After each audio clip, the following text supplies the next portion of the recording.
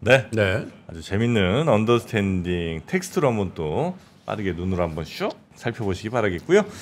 우리 박병창 이사님 모시고 네. 시장 이야기. 지금 미국 시장은 지금 장 이후에 좀 약간 떨어지는 것 같은 느낌인데 한번 여쭤보도록 하겠습니다. 어서 오십시오. 예, 안녕하십니까. 어서 오세요. 네. 자, 미국 어제 마감부터 좀 볼까요? 예, 마감은 뭐 혼조 상태로 마감했습니다. 다우는 0.35% 올랐고요. 은행, 정유 섹터가 상승을 했습니다. 부동산 섹터가 좀 하락을 했고, 그리고 IT, 빅테크들이 전반적으로 좀 하락을 했습니다. 그래서 나스닥이 0.76% 하락했습니다. 좀 많이 빠졌네요. 최근 들어선. S&P 500이 0.06 이제 보합권인데 이제 전체적인 흐름을 보면은 보합권 시작을 했거든요. 그러면서 다우는 상승 추세로 마감했고요. 나스닥은 하락 추세로 마감했고. 네. 죄송합니다. 아유, 아닙니다. 네, 저희가 오랜만에 하락하니까 좀 뭐가 올라오시나 봐요. 네. 아니 바람이 바로군요. 네, 아니 가습기를 저희가 좀 더 충분하게 틀어드렸어야 되는데 공기가 너무 건조해. 이거 홍풍기 끄라고 몇 번 얘기합니다. 우리 이사님 목소리 다시 한번 좀 살펴보겠습니다. 네. 이제 감기 끝 무렵에 끝 무렵에 또 고생 너무 많이 하셨어. 오니까 죄송합니다. 네. 나스닥이 하여튼 0.76%가 떨어졌고 S&P 500은 0.06%가 떨어졌습니다. 그래요. S&P 500은 등락 마감을 했습니다. 네. 근데 이제 시간에서 지금 많이 하락을 하고 있는데요. 조금 더 쉬시는 게 어떨까요? 저희가 좀 커버할게요. 네. 목 좀 가다놓고 계시면 좀 읽어드리겠습니다. 예. 하여튼 뭐 마이크로소프트는 컨센을 좀 상회하는 예. 그런 실적이 아마 좀 나왔고 AMD는 컨셉과 거의 비슷하게 아마 나온 것 같습니다. 그리고 알파벳은 광고 실적이 좀 부진하게 나온 거죠. 네, 그래서 실적 발표 후에 조금 성적이 안 좋은. 아니 M7이 다 안 좋네. M7이 뭐예요? 매그니피켄트 7. 세븐. 네. 엔비디아 정도가 버텼고 마이크론 3% 이상, 인텔 2% 이상, 네. AMD, 아마존, 메타 다 안 좋아요. 네. 넷플릭스도 잘 나가다가 좀 빠졌고. 네, 알파벳, 구글도 1.34% 정도 네. 하락을 했습니다. 네. 자, 자 이제 가보시죠. 죄송합니다. 마이크로소프트 실적 발표를 AMD하고 알파벳이 했는데요. 네. 실적 발표 후에 AMD는 전망이 컨센서스를 좀 하회했습니다. 그리고 알파벳은 광고 부진 내용들이 나오면서 시간에서 지금 약 2에서 5% 정도 전반적으로 하락을 하고 있습니다. 근데 이제 걱정인 거죠. 이제 이들이 올라갈 때 우리 시장이 따라가지 못했는데 네. 이들이 지금 이제 시간에서 다 하락을 하고 있어서 그러니까. 오늘 우리 시장 영향을 받을 거 M7 아니에요. 빠지면은 또 우리도 같이 빠질 거 아니에요? 근데 언젠가는 얘네들이 계속 올랐으니까 요번에 실적 시즌 이후에 좀 빠지지 않겠냐 이런 생각을 하면서 우리 시장이 주춤주춤하고 네. 그것을 좀 우려를 했던 거지 않습니까? 네, 그런 것들이 지금 나타나고 있어서 오늘 또 걱정스럽게 시장은 시작이 되고 있습니다. 근데 우리 시장 내부적으로 이제 수급적 요인이 이제 많은 변화를 좀 이루고 있는데요. 어떻든 간에 이제 미국 시장 영향을 받을 건데 네. 미국 시장 자체적으로는 견조한 흐름으로 마감을 했지만 지금 시간에서 길주들이 하락함으로써 우리 시장이 오늘 좀 부정적 영향을 미칠 수 있을 것 같다. 그렇게 좀 보시면 될 것 같고요. 네. 우리 시장은 어제 코스피가 0.07% 하락, 코스닥 0.03% 하락을 했는데요. 어제 시작이 0.9% 양시장이 그 정도의 갭상승 출발했습니다. 그러더니 이제 이후에 거래가 없더라고요. 그러다가 오전장에는 직전일에 이어서 저 PBR주 그리고 자사주 보유 비중이 높은 기업들이 쭉 상승을 했었어요. 그러다가 오후 들면서 그러니까 쭉 빠지더라고요. 근데 반대로 주식들이? 반대로 코스닥은 오전에 성장주들 다 하락했었거든요. 예. 근데 반대로 코스닥은 또 성장주들이 반등을 하면서 둘 다 약보합에 마감을 했어요. 또 이렇게 전장이 이제 그 가치주냐 성장주냐 요쪽으로 또 옮겨봤나? 그러니까 자금이 로테이션이 되니까 신규 자금이 들어오는 게 아니고 여기서 빼갖고 여기 가고 뭐 이런 흐름들이 있기 때문에 이런 현상이 좀 벌어지는 거죠. 무슨 판단한 거예요? 그 점심시간쯤에 그러면 오전에 야 역시 뭐 저 PBR이야 이렇게 가다가 이게 좀 아닌가? 야 이게 언제부터 이게 옛날 얘기야. 뭐 맞습니다. 그죠? 이거 어제도 말씀을 드렸지만 어제 좀 길게 말씀을 드렸지만요. 이 저 PBR 관련한 내용들은 나중에 여러 가지 해석들이 있고 이것으로 인한 효과들 이런 부분들에 대해서 장기적으로 우리 시장의 전체적인 가치가 재평가되는 과정이 일어난다면 그렇다면 이제 긍정적으로 볼 수는 있는데 지금 당장 이 이슈로 인해서 저 PBR주에 막 우르르 들어와가지고 또 올렸다가 이게 이틀 동안 급등하다 보니까 얘네들은 이익이 늘어나는 건 아니잖아. 그냥 저 PBR이잖아. 네. 단기 급등했으니까 얘네들은 팔자 이렇게 또 매도가 나오고 지금 그러고 있는 상황이에요. 저는 이제 그런 어젠가 그젠가 우리 박병창 이사님께서 아 그게 의미 있는 시장이 한번 보였다 뭐 이런 얘기를 하셨는데 저는 동감하는 게 그런 주의의 환기가 의미가 있다. 그러니까 우린 지금 작년 특히 작년 하반기부터 지금까지 계속 일종의 이반 전쟁을 하고 있었거든. 2차 전지 반도체. 2차 전지냐 반도체 여기 줄을 서시오. 근데 이건 너무 오래 가면 안 돼. 그래서 이제 야 성장주냐, 뭐 가치주냐, 완전 저평가 주식이냐 이런 것들도 의미가 있는 것 같아요. 맞습니다. 이제 그런 부분을 말씀을 좀 드리는 거고요. 전반적으로 우리 시장을 바라보는 관점. 그리고 우리 시장에서 우리 개인 투자자분들이 늘 좀 불만족스러웠던 부분은 뭐냐면 우리나라의 정책 또는 정치 관련자분들이 우리나라는 시장을 너무 무관심한 거 아니냐 이런 얘기들이 지난 진짜 수십 년 동안 있었습니다. 그런데 어떻든 간에 시장에 관심을 보이고 시장의 여러 가지 제도를 그것이 옳고 그러냐 또는 어떻게 나중에 결과론적으로 될 거냐를 떠나서 뭔가 시장의 변화를 주려고 하잖아요. 그런 부분에 대해서 어제 평가를 좀 말씀을 좀 드린 겁니다. 근데 그게 향후 가봐야 되는 거지 않습니까? 그리고 어떻게 나올지도 아직 결정이 안 난 거거든요. 그러다 보니까 그 이슈로 인해서 올라왔던 종목들은 매물 맞고 내려오고 또 그것으로 인해서 직전에 또 급락 맞았던 종목은 반등하고 이런 현상이 그냥 혼란스러운 시장이 어저께도 좀 이어졌다라고 보시면 될 것 같습니다. 자, 그러면 우리 오늘 미국 주요 이벤트는 ADP 고용 보고서 나오고요. 중국의 1월 제조업 PMI가 나옵니다. 오늘은 뭐 퀄컴, 보잉 등이 실적 발표 예정이 되어 있고요. 오늘보다도 내일이 이제 애플을 얘기 많이 합니다. 지금 이제 애플에 대해서 좀 부정적인 시각이 좀 있기 때문에 그런 것들을 미리 반영을 좀 하는 부분 좀 있지 않을까라고 생각합니다. 전체적으로 지금 미국의 경기 지표를 봤을 때는 PC가 하락을 하고 그리고 경제 지표 호전 등에 의해서 경기 연착륙 기대는 상향되고 있는 상황입니다. 그러나 FOMC 결과를 앞두고 시총 상위 빅테크 실적 종목으로 자세히 보면 차별화가 되면서 어떤 거는 오르고 어떤 거 빠지고 또는 이들 종목에 의해서 지수가 좀 뒷받침된 부분이 좀 있잖아요. 근데 이러한 이벤트가 점차로 반영되고 이제 소멸되겠죠. 그러면 다른 게 뭐가 있느냐? 2월에 특별한 이벤트가 별로 없습니다. 그래서 이제 점차로 이제 매물이 좀 나오지 않을까. 지난주 내내 말씀드린 건 뭐냐면 장중에 일방향으로 오르거나 일방향으로 빠지지 않았습니다. 미국이 견조했지만 장중에 마이너스 났다 플러스 났다 계속 그랬었거든요. 근데 그랬다는 얘기는 주가가 많이 올라온 상태에서 장중 등락이 생긴다는 얘기는 매도세가 있는 겁니다. 설명을 계속 그렇게 드렸잖아요. 그런데도 불구하고 견조했다는 것은 반대로 또 매수세가 있었던 거지 않습니까? 그 힘겨루기가 이루어지는 거고 어느 순간이 되면 어느 한쪽의 힘이 세지는 건데 주가가 올라온 상태이기 때문에 매도세가 우위가 될 가능성에 대해서 우려도 하고 그런 쪽으로 좀 대비를 하는 것이죠. 근데 미국은 많이 올랐으니까 그렇다고 치고 우리가 이제 걱정인 거죠. 우리 시장은 그들이 오를 때 오르지 못했습니다.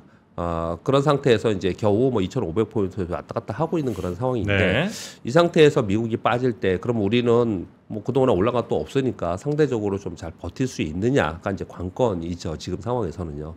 근데 아마도 뭐 이미 많이 빠져 있는 상태라서 뭐 그 빠진 상태에서 막 급하게 빠지고 뭐 이럴 부분은 좀 아니거나 또는 주가가 빠진다는 거는 매도세의 힘인데 이 연초에 1월 달에 외국인들은 선물 매도를 상당히 많이 했고 특히 국내 기관들이 매도를 엄청 많이 했어요.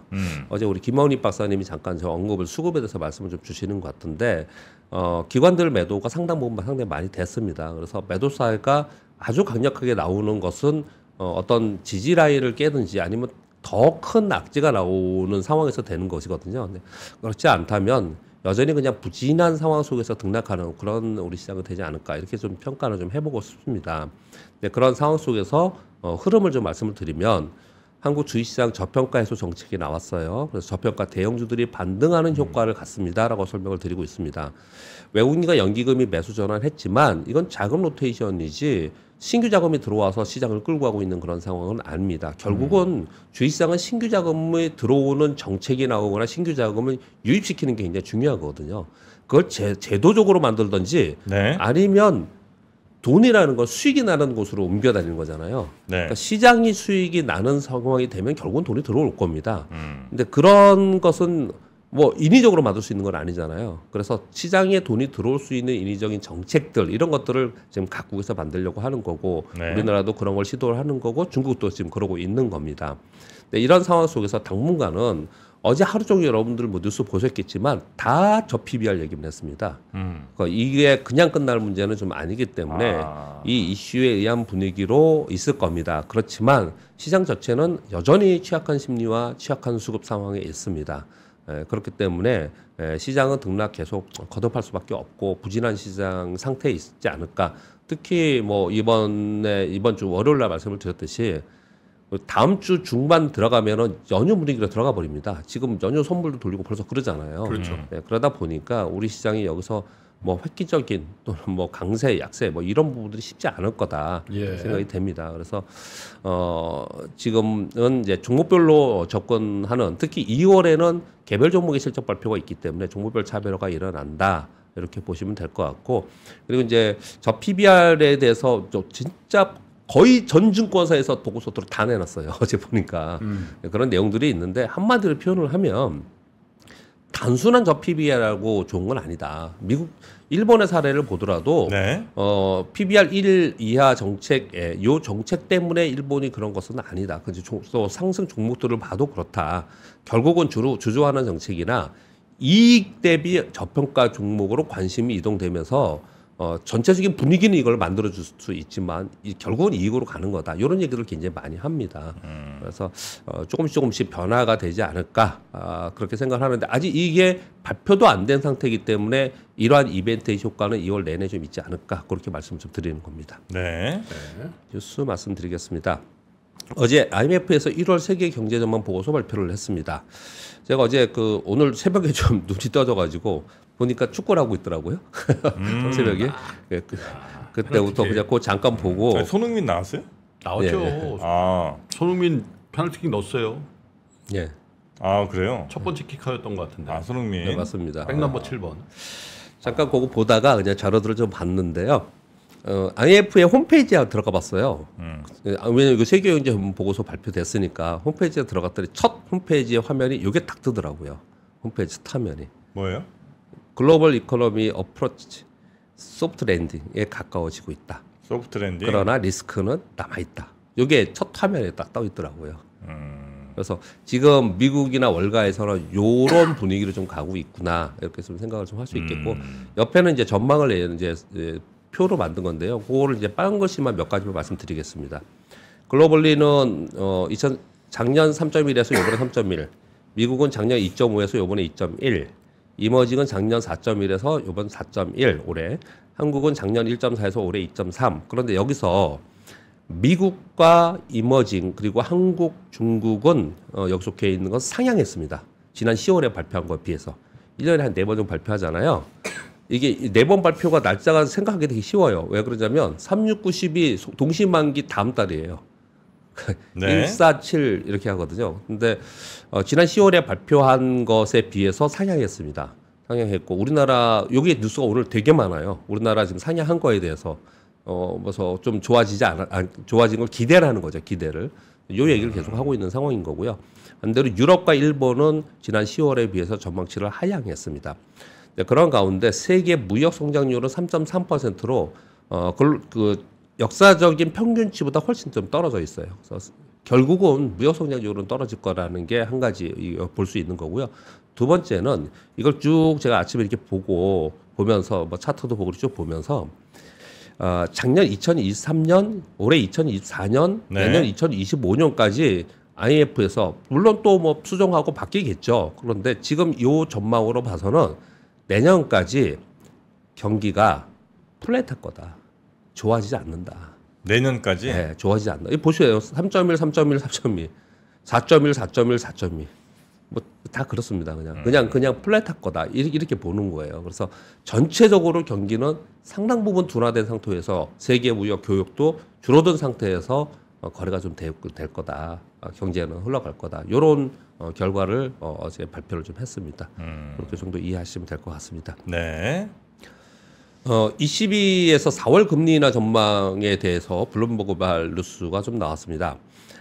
프랑스 이 얘기 왜 나왔냐면요. 프랑스 중앙은행 총재가 우리 맨날 미국만 얘기했잖아요. 네네. 그래서 ECB를 하나 가져왔는데 프랑스 중앙은행 총재가 언제라도 금리 인하할 수 있으며 향후 회의에서 모든 옵션이 열려 있다. 요 표현을 딱 하니까 이제 그쪽에서 유럽에서는 야 이거 금리 인하 할 수 있지 않겠냐.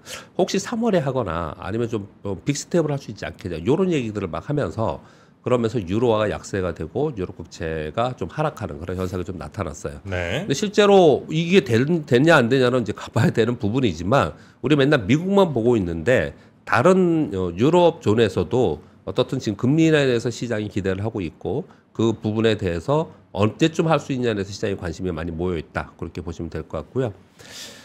그리고 이거는 지금 트럼프 대통령이 재선이 될지 안 될지 우리 모르지 않습니까? 네. 근데 그럼에도 불구하고 이 뉴스가 굉장히 많이 돌아다녔습니다. 트럼프가 재선에 성공하면 수입 자동차에 관세를 부과할 것이다. 그래서 지금은 안 하나요? 관세 부과하죠. 근데 트럼프 예전에 관세 엄청 높게 했잖아요. 거기에 더 높게 부과를 해서 관세로 다른 나라들이 미국에 이제 관세를 높게 해서 다른 나라의 자동차 메이커들이 미국 안에 자동차 공장을 짓게 할 것이다. 뭐 이런 얘기들을 지금 하고 있어요. FTA 도대체 왜 하는 거예요? FTA 했잖아요, 우리 한미 FTA. 그렇죠. 그러니까 아까 미스터 마켓 전해주신 거하고 조금 비슷한 그런 내용들이 좀 그러니까 있었고요. 보조금 줘서 들어와 이게 아니라 네. 관세 높이면은 네. 들어오는 게 좋을 걸 네. 이렇게 되는 거지. 네, 그렇게까지 좀 이제 강하게 얘기를 하고 있는 그런 상황입니다. 이거는 뭐 지금 이제 2월 내일 되면 2월 되잖아요. 점차로 이런 얘기들은 많이 나오겠죠. 참고로 좀 말씀을 드리겠고요. 골드만삭스에서 자, 이런 뉴스가 계속 나오는 것도 조금 불안하긴 해요. 미국 경제 연착륙 순탄할 것. 뭐 이런 얘기들을 하면서 미국 경제는 연착륙 시나리오 예상대로 진행되고 있다라는 고개 서연을 보냈다. 블랙록에서는요. 그저께 미국 시장 지금보다 위로 더 올라갈 수 있다. 매수 신호를 보냈어요. 그 시장이 이만큼 올라와 있는데 이미 또 그런 얘기들을 하고 있는데 또 지금 꺾이잖아요. 보면은. 그래서 지금은 굉장히 시장이 워낙 생각보다 강하게 움직이다 보니까 좋은 뉴스들이 좀 많이 나오는 또 기대의 뉴스들이 많이 나오고 있는 그런 상황인 것 같습니다. 네. 자, 5번 뉴스는 아까 우리 권 기자님이 전해주셨는데 뜻밖의 뉴스입니다. 중국 증권보발 우리 국내 언론사들이 받아 쓴 건데요. 중국이 일본처럼 정부가 주가 관리를 한다. 국유기업의 시총을 관리하겠다는 공식 선언을 했다는 겁니다. 국무원에서 산하기관에 얘기를 한 거죠. 상장기업 시가총액 관리를 하는 것을 KPI로 활용을 하겠다. 관리들도 이렇게 얘기를 하는 거예요. 상해 증시의 약 시총 40% 수준이 국영기업에 있는데 네. 국영기업의 주가 관리 지침을 내려놓겠다. 그래서 결국은 뭐 주주하는 정책을 제고하고 시장 소통하고 경영진의 기업 수익을 관리해서 경영진을 직접 관리하겠다. 이런 내용들이 쭉 들어 있어요. 근데 사회주의 국가니까 이럴 수 있겠다는 생각은 들지만 전에는 제가 경험상으로 볼 때는 중국이 주식시장이 안 좋거나 경기가 안 좋을 때 이렇게 하지는 않았고요. 어떻게 했냐면 시장 유동성 보강을 하고 뭐 이런 걸로 돈으로 많이 했었거든요. 또는 립 서비스를 많이 하고 그랬는데 지금 이렇게 하는 거 보니까 진짜 어렵게 어려운가 봐요. 이렇게까지 지금 나오고 있는 상황인데 이 제목이 일본처럼 이렇게 해놓고 있어요. 네. 그러니까 우리나라도 지금 일본처럼 이런 얘기를 하고 있잖아요. 그러니까 전 세계가 또 다시 한번 또 이런 트렌드로 가고 있구나. 그래서 굉장히 많은 변화가 앞으로 조금 있겠구나 이런 생각을 좀 해볼 수 있는 뉴스였습니다. 원래는 이제 그 뭐라고나요? 그 시장의 기능에 맡겨서 그냥 국가나 정부의 개입을 최소화하고 시장이 알아서 이게 이제 제일 효율적인 그렇죠. 거라고들 예전에 많이 생각했는데 지금 미국부터 시작해갖고 거의 모든 나라가 예. 시장이 어떤 식으로든 개입을 해갖고 끌어올리려고 인위적으로 뭘 만들려고 하는 거 아닙니까? 그렇죠. 그거 되게 웃기지 않아요? 그리고 이거는 이 부작용이 더 있을 것 같은 생각도 많이 그러니까 들고. 당장 뭐 단기적으로는 뭐가 좀 네. 있을지 모르나. 근데 그게 아주 세련되게 네. 테크니컬리 잘하는 데는 네. 통하는데 그걸 거칠게 촌스럽게 막 올려 뭐 이런 데는 안 돼. 막 그러면 이제 그게 악성 매물이 된다고. 그렇죠. 그래서 훅 사. 그렇죠. 그다음에 약발 안 통해. 예. 다운돼. 그럼 다시 올려. 그렇죠. 예전에 그랬어요. 우리 80년대, 90년대. 우리 이게 단기적이면 안 되는 거예요. 일본은 말씀드렸듯이 중앙은행이 ETF를 주식을 아예 사준 거예요. 10년을 넘게 그냥 아예 주식을 산 겁니다. 네. 근데 어제 말씀드렸듯이 우리가 그렇게 하면은 우리는 우리 감성적으로 받아들이지 않는 그런 내용들이잖아요. 근데 그렇게 오랫동안 꾸준히 그렇게 해오면서 정책을 가져왔거든요. 일본 사람들 대부분 그거 모를 거예요. 네. 그리고 걔네도 채권 발행하면 국민들이 다 쓰고 이런 거지 않습니까? 근데 우리가 지금 많은 어제 보고서들이 많이 나왔는데 걱정하고 또는 기대하는 부분들이 뭐냐면은 지금 여러 정책들이 나오고 있잖아요. 근데 야 이거 될까? 한번 보자. 얼마나 세게 나올까? 근데 사실 작년인가요? 작년 3월에 미국의 실리콘밸리 은행 망하고 막 그럴 때 그때 뭐 양 망가진다 그랬잖아요. 그때 네. 참 이게 자본주의 역사라는 게 미국의 그 연준이라든지 이런 데서 재무부들이 신속하게 움직여가지고 예. 그때 표 안 나게 유동성 확 해가지고 맞습니다. 그때 저점 치고 확 오른 예, 거거든. 예. 그러니까 이제 이 금융 시장을 탁 이렇게 컨트롤하면서 이렇게 한다는 게 그냥 우리도 할래. 그래서 되는 그렇죠. 게 아니고 맞아요. 그 선진국과 이 신흥국 혹은 후진국의 어떤 그게 아주 극명하게 나타난다. 어떤 데는 막 하면 들쑤셔가지고 오히려 더 막 그런 데도 있고 어떤 데는 쫙 들어가가지고 그냥 착. 근데 그들은 또 뭐 달러 패권이 있고 그들의 힘이 있으니까 또 다를 수는 있겠지만 예. 그러니까 이런 얘기를 하는 거예요. 얼마나 강하게 또는 얼마나 일관되게 할 수 있느냐. 이거에 대해서 시장에서 지금 상당히 관심이 많이 있고요. 네. 그런 가운데 중국이 또 이런 발표를 했기 때문에 뭐 좀 관심을 좀 갖고 있는 것 같습니다. 이렇게 말씀드리겠고요. 네. 그리고 삼성전자가 지금 우리 메모리가 지금 우리 PC 보면은 옆으로 평판에다가 위에다가 쌓잖아요. 근데 3D로 쌓겠다. 이런 뭐 연구 조직을 미국에서 신설한다. 뭐 이런 얘기들이 뉴스가 어저께 해서 또 많이 좀 돌아다녔고요. 그리고 삼성 디스플레이가 OLED 아이패드 그 OLED 디스플레이로 한다라는 얘기 있었잖아요. 네. 요거 본격적인 양산을 앞두고 협력사의 생산 능력을 확대해 달라. 이런 부탁을 했다라는 거예요. 그런데 이거 보면은 좋은 뉴스 같잖아요. 네. 원래 OLED 아이패드 출하량 전망치가 올해 1,000만 대였어요. 근데 요번에 600만 대 정도로 일단 능력 해달라 이렇게 부탁을 한 거거든요. 그러니까 이게 지금 되게 의견이 분분합니다. 잘 될지 얼마나 팔릴지. 그래서 1,000만 대 목표 보고 그 정도면 올해 괜찮다 이런 얘기를 막 하다가 이거 지금 경기도 안 좋고 지금 애플의 상황을 보면은 이거 보수적으로 잡아야 된다. 좀 있다가 그러다가 생각보다 괜찮네. 그래서 또 다시 그러면 생산 좀 늘려달라. 지금 이러고 있는 그런 상황이에요. 네. 근데 아무튼 디스플레이 쪽은 이런 뉴스에 따라서 좀 움직임이 굉장히 커요. 이 지금 보면 후공정에 많이 이런 요청을 했다는 건데 그래서 PCB 업체들이 요즘에 주가가 좀 올라가고 그런 특징을 좀 보입니다. 그래서 네. 이 뉴스는 참고로 가져왔습니다. 네. 그리고 아까 그 알리익스프레스 얘기했잖아요. 네. 그 한국 제품 전용관 K 메뉴에 기업들의 수수료 내는 거 제로로 한다라고 얘기를 좀 하고 있고 LG 생활건강도 뭐 입점을 좀 하고 있다고 합니다. 입점하는 거예요 알리익스프레스에. 예, 그런데 이게 이제 이런 거잖아요. 소비자 입장에서는 더 싼 가격에 살 수 있나? 그렇게 뭐 볼 수도 있겠지만, 야 이게 진짜 우리는 그래왔던 적이 많잖아요. 중국의 자본으로 들어와가지고 우리나라 산업이 그냥 위축되거나 망가지는 것들이 되게 많이 있었는데 지금 1688이라는 거는 B2B로 반값 공급하는 서비스라고 합니다. 이게 곧 들어온다고 해요. 그래서 상당히 걱정을 많이 하고 있는 것 이거 같습니다. 중국 거예요? 네. 1688? 예. 1688.com이. 그래서 이게 지금 3위가 됐다고 하거든요. 우리 국내 온라인 쇼핑 3위 네. 알리익스프레스가. 그래서 정말 걱정을 많이 하고 있는 것 같아요. 근데 이 뉴스를 어찌 생각해 보면은 걱정을 많이 하기 때문에 뉴스를 전해드리긴 하는데 한편으로는 자꾸 이런 뉴스를 전해드리니까 오히려 광고가 되는 게 아닐까 생각도 걱정도 되긴 해요. 싸다. 지금 광고 이미 뭐 다.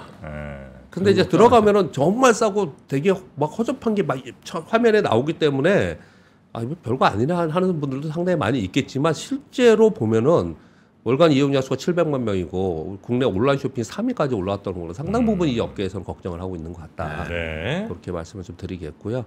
그리고 지금 정책 공약들이 많이 나오고 있는데 예금자 보호 한도 1억 원으로 높인다. 근로자 재형 저축이라는 게 있었어요 예전에요. 이런 거 도입한다. 뭐 이런 거는 뭐 나중에 나와야 봐야지 않은 거니까 그렇다 치고요.